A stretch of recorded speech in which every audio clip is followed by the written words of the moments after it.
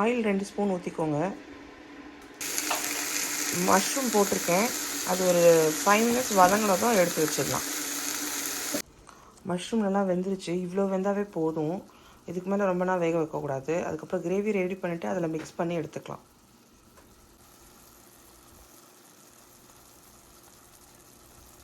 Butter போட்டிருக்கேன். இது பட்டரை நல்லா மெல்ட் ஆனதும் வெங்காயம் தக்காளிலாம் போட்டுக்கலாம்.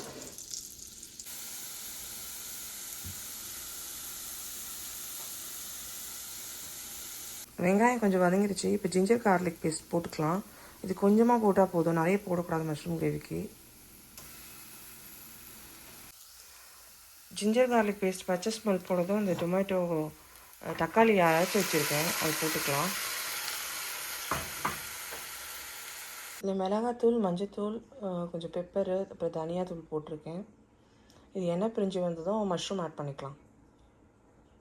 எண்ணெய் பிரிஞ்சு வந்துருச்சு. இப்போ மஷ்ரூம் போட்டுடலாம். கொஞ்சமாக எண்ணெய் ஊற்றி கருவேப்பிலை மட்டும் தனியாக வதக்கி வச்சுக்கோங்க.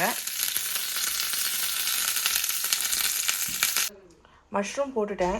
கருவேப்பிலை, மஷ்ரூம், கொத்தமல்லி எல்லாமே போட்டிருக்கேன். ஒரு 3 நிமிஷம் கொதிக்க விட்டு இறக்கிடலாம். மஷ்ரூம் கிரேவி ரெடி ஆயிடுச்சு. தேங்க்ஸ் ஃபார் வாட்சிங். Please like and subscribe.